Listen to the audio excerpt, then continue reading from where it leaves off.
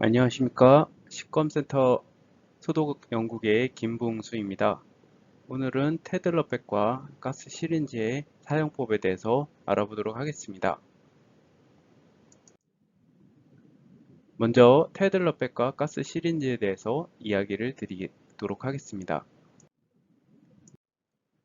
오른쪽에 보이시는 것이 바로 일반적으로 볼 수 있는 테들러백입니다. 테들러백은 그냥 비닐봉지처럼 보이는데 실제로는 PBF라는 소재로 만들어졌습니다. 이 PBF라는 소재는 유기물질에 굉장히 안정적인 소재로, 그래서 일반적으로 저희가 테들러백은 이제 유기가스와 무기가스 모두에 사용이 가능합니다.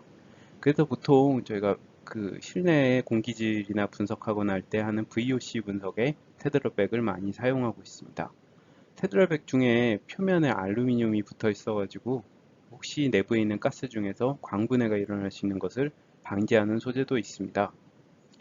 그리고 밸브 형태도 굉장히 다양하게 변형을 할 수 있어서 그 필요에 따라 가지고 저희가 테들러백 그 밸브도 변경해 가지고 여러 가지 다목적으로 사용할 수 있습니다. 보통 사이즈는 가장 일반적으로 쓰는 게 1리터짜리, 3리터, 5리터, 10리터 정도까지 많이 쓰고, 특수한 목적에 따라서 50리터까지 많은 가스를 담을 목적으로 사용하기도 합니다. 테들러백의 구조에 대해서 말씀드리겠습니다. 테들러백은 아까 말씀드린 PBF 소재로 되어 있는 비닐 소재의 몸체가 있고요.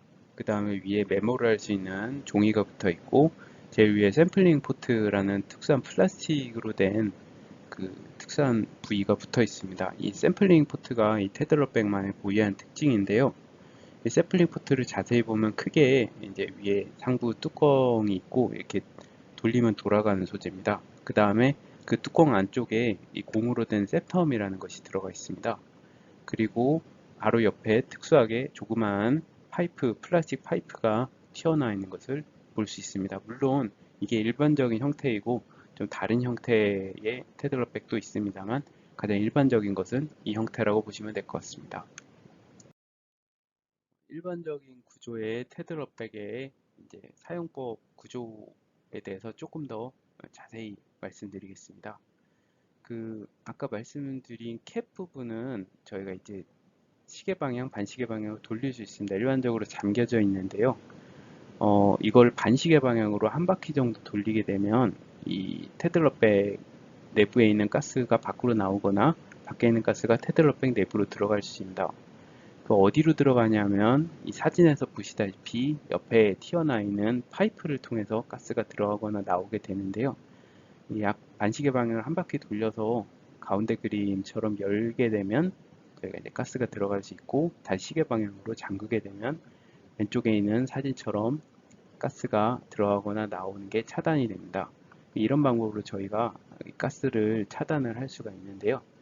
이 캡을 완전히 제거를 하게 되면 제일 오른쪽에 있는 사진에 보시다시피 이 안에 큰 구멍이 하나가 나 있습니다. 이 구멍을 통해서 모든 가스가 밖으로 나오게 되기 때문에 일반적인 경우에서는 이 상부 캡을 완전히 여시는 경우는 좀 피해 주시는 게 좋고요. 뒤에서 후술하겠지만 그 클리닝을 하거나 하는 단계에서는 이 캡을 완전히 제거할 필요가 있습니다. 그리고 그 캡에 보면 특징적으로 까만색 이렇게 또 돌릴 수 있는 부분이 있는데, 이 부분은 이걸 열면 안에 셉텀이 들어가 있습니다. 일반적으로 저희가 셉텀을 꺼내거나 할 필요가 없기 때문에 이 까만 부분은 절대 여시지 않도록 주의를 부탁드립니다. 다음 가스 시린지에 대해서 말씀드리겠습니다. 가스 시린지는 보통 일반적으로 유리나 플라스틱 소재로 되어 있는 주사기고요. 말 그대로 이제 가스를 특징적으로 이제 측정할 수 있도록 만들어진 주사기라고 보시면 될 것 같습니다. 그 가스 시린지는 크게 이제 몸체 부분과 바늘 부분, 그 다음에 이제 저희가 가스를 왔다 갔다 움직일 수 있는 피스톤 플런저라고 하는데, 이 피스톤이 붙어 있습니다. 이, 이 플런저 앞에는 가스켓이라고 해서 보통 이제 가스켓이 있는 것도 있고 없는 것도 있지만, 일반적으로 좀 큰 사이즈는 가스켓이 붙어 있어서 이 플라스틱인데요. 좀 말랑말랑한 플라스틱입니다. 이게 내부에 이제 벽에 완전히 달라붙어서 가스가 뒤로 새거나 하지 않도록 합니다. 그리고 몸체 부분에는 이렇게 보시다시피 작은 눈금들이 있습니다. 그래서 이 눈금들을 통해서 이제 남아있는 가스의 양 등을 저희가 알 수가 있습니다. 전보 시린지라고 해가지고 일반적인 작은 마이크로 단위, ml 단위가 아니라 리터 단위로 가스를 뽑거나 주입할 수 있는 큰 시린지도 있습니다. 다음에는 테드러백과 가스 시린지 사용법에 대해서 말씀드리겠습니다. 먼저 이 가스 시린지 사용 전에 좀 주의사항에 대해서 말씀드리겠습니다. 가스 아까 눈금 같은 경우는 저희가 반드시 눈이랑 같은 높이에서 읽어야 됩니다. 약간 아래나 약간 위에서 읽으면 그 눈금을 잘못 읽을 가능성이 있고요. 그 다음에 이제 보통 그 어디를 이제 기준으로 해서 읽냐고 하는데 일반적으로 그 가스켓 플런저 앞에 붙어 있는 가스켓의 제일 바닥 부분과 이제 벽의 그 경계를 읽으시면 되는데요. 간혹 가다가 이제 약간 볼록 튀어나와 있는 경우가 있는데 그 경우에는 그 볼록 튀어나와 있는 끄트머리가 아니고 벽이랑 플런저랑 붙어 있는 그 부분을 읽으시면 될 것 같습니다. 그리고 사용 전에 가스 시린지가 막히거나 혹은 오염되지 않았는지 잘 확인을 하셔야 합니다. 보통 가스 시린지가 막혔을 경우에는 이렇게 여러 번 가스를 펌프를 하거나 해서 이제 저희가 그 내부에 그 앞에 주사기 바늘에 막혀 있는 고무라든지 그런 이물질을 제거를 할 수가 있고요. 그 다음에 이제 화학 물질 등으로 인해서 이렇게 오염이 되거나 했는 경우에는 이제 핵산 같은 솔벤트를 이용해 가지고 혹은 뭐 이렇게 증류수나 이런 것도 이용을 할 수 있습니다만 보통 일반적으로 건조 시간이나 이런 걸 감안해서 솔벤트를 많이 씁니다. 그래서 이렇게 깨끗이 씻은 다음에 완전히 건조를 하고 그 다음에 완전히 건조된 거를 우리가 FID 분석기를 통해서 제가 이제 완전히 그 내부에 있는 화학물질이 제거된 걸 확인한 후에 사용을 할 수가 있습니다. 그리고 보통 몸체 부분을 손으로 잡으시면 체온 때문에 이게 내부의 가스가 그 워낙 작은 양이면 팽창하거나 이렇게 감소를 하면서 가스 양이 변동될 수 있기 때문에 가급적이면 이제 사람이 체온이 생각보다 높기 때문에 좀 주의를 하셔야 되고요. 그리고 보통 쓸 때 100 마이크로 시린지라고 그러면 20 마이크로부터 80 마이크로 사이, 보통 20에서 80% 사이의 볼륨을 가급적이면 쓰시고, 뭐 100 마이크로 시린지를 100 마이크로 풀로 채워서 쓴다든지 아니면 100 마이크로 시린지를 이용해서 10 마이크로만 쓴다든지 하는 거는 좀 가급적이면 피해 주시면 좋을 것 같습니다. 그리고 가스 샘플을 저희가 샘플링 했을 때 보통 이 시린지 안에 두고 이렇게 오랫동안 두면 뭐 이렇게 가스가 누출되거나 그럴 수도 있고 양이 변동될 수 있고 분해나 이런 부분도 될 수 있기 때문에 흡착도 될 수 있고요, 물론. 그래서 1분 이내로 가스를 바로 테들러백을 통해서 이렇게 그 샘플링을 한다든지 DC에 주입을 한다든지 이렇게 소진을 할 필요가 있습니다.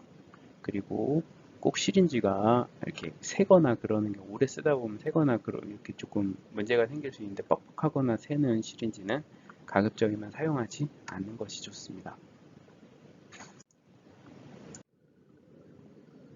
이제 영상을 통해서 이제 테들러백의 가스를 어떻게 받는지 말씀드리겠습니다.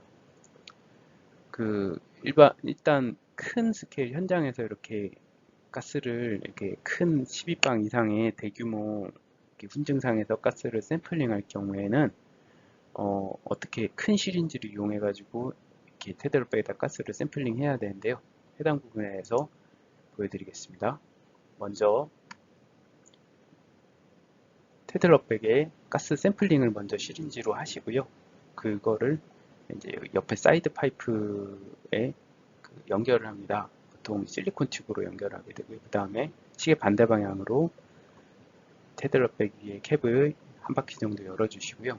서서히 주입하시면 됩니다. 서서히 쭉 뒤에 플런저를 손으로 밀어주시면 되고요. 혹시 뻑뻑하거나 그러면 좀 다른 시린지 쓰시는 게 좋습니다. 그리고 다 됐으면 다시 옆에 사이드 파이프를 잡고 장구입니다. 이때 잠깐 주의를 하셔야 되는 게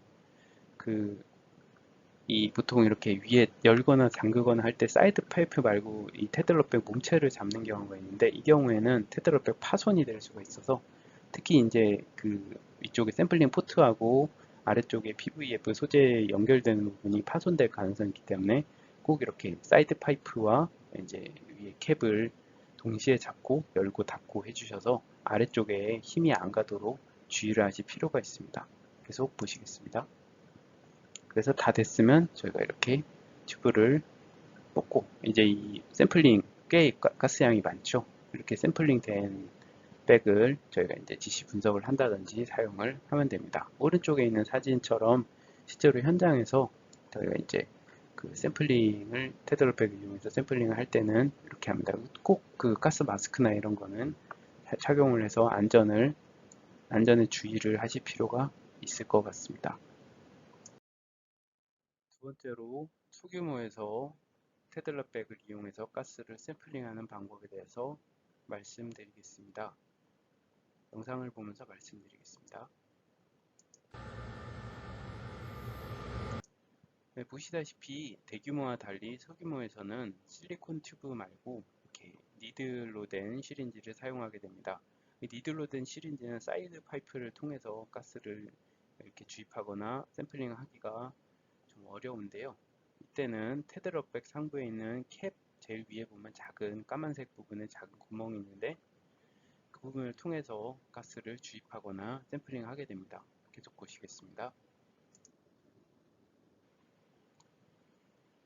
네, 가상으로 저희가 이렇게 오른쪽 사진에 보시다시피 훈증상에서 가스를 샘플링 했다고 가정하고 말씀드리겠습니다.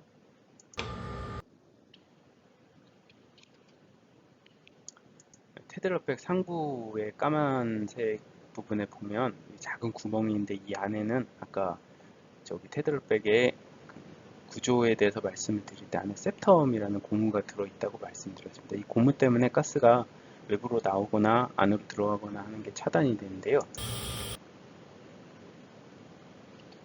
이 부분에 저희가 이렇게 시린지 니들을 꽂고 주입을 하게 됩니다. 천천히 주입하면 되는데, 근데 주의할 부분이 이 니들이 너무 긴 니들 같은 경우에는 테들러백 뒷부분으로 튀어나와서 테들러백을 파손할 수 있기 때문에 이러한 파손을 좀 주의할 필요가 있습니다. 이렇게 주입이 끝나게 되면 간단히 빼면 저희가 뭐 별도의 조치를 취하지 않아도 테들러백 내부에 공기가 저희가 필요한 훈증 가스라든지 그런 것들이 이제 저희가 샘플링이 되게 됩니다.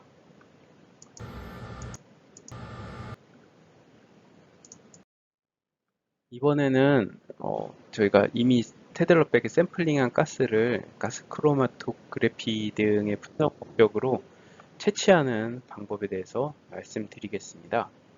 앞서 소규모와 비슷한 형태인데 한번 영상으로 보겠습니다.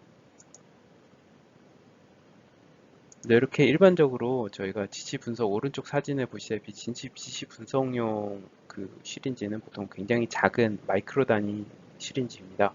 이게 보통 니들이 달려 있고요. 이 니들을 앞서와 마찬가지로 앞에 저희가 캡 위에 작은 구멍을 통해서 이제 시린지를 넣게 됩니다. 그리고 뒤에 뚫리지 않도록 주의하시고요. 그 다음에 시린지를 필요한 만큼 이제 플런저를 당깁니다.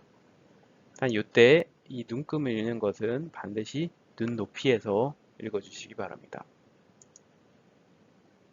이렇게 샘플링이 끝났다면 이제 뽑아서 바로 저희가 오른쪽과 같이 가스 크로마토그래피 분석용으로 사용을 하면 됩니다. 그 다음 테들러백을 클리닝하는 방법에 대해서 말씀을 드리겠습니다. 일반적으로 우리가 이 테들러백은 일회용으로 만들어져 있습니다. 그래서 보통 이 클리닝 방법은 좀 특수한 경우에 쓰라고 하는데, 테들러백이 고가의 장비다 보니까 제가 이거를 좀 클리닝해서 같은 가스를 여러 번 쓰는 목적으로 혹은 단순히 분석하는 목적으로 많이 사용을 하게 됩니다. 이거는 좀 뒤에서 영상을 통해서 제가 좀 더 자세히 말씀을 드리겠습니다. 먼저 저희가 이제 가스가 들어있는 테드러백입니다. 이 테드러백의 내부에 그 고독성의 훈증 가스가 들어있기 때문에 이 고독성 가스를 제거할 필요가 있습니다.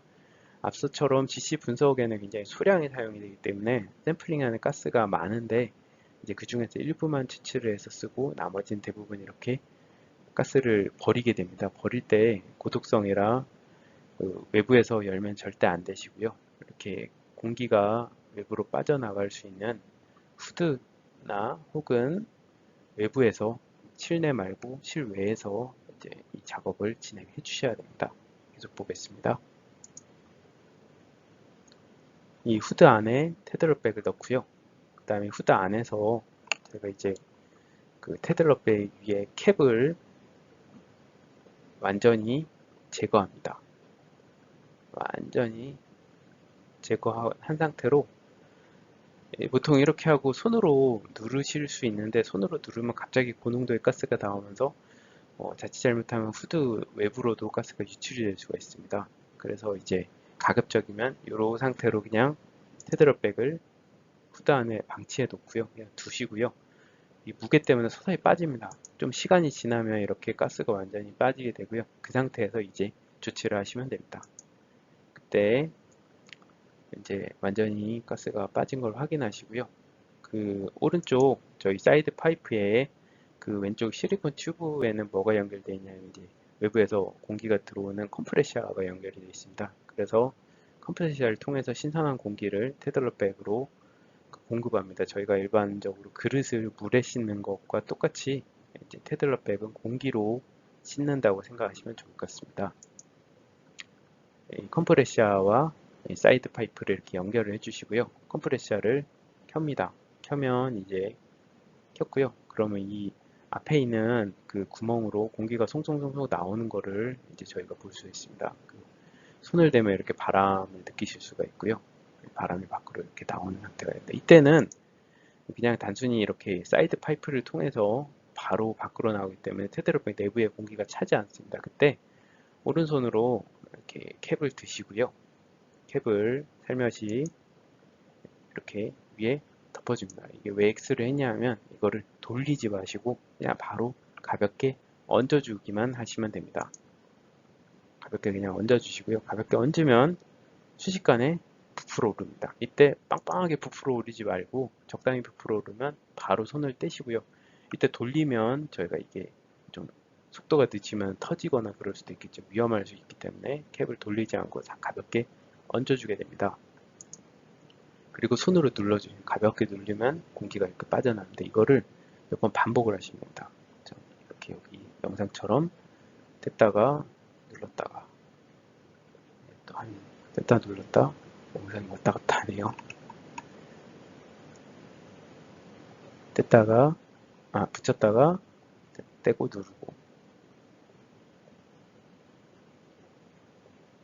붙였다가 떼고 가볍게 누르고 이걸 한 5번 정도 반복을 해주시면 좋습니다. 그 이상 해주시면 더 좋고요. 이제 시간이 걸려서 그렇고 이제 클리닝은 최소 5번 이상 정도 완전히 내부가 공기로 깨끗이 씻어질 수 있도록 합니다.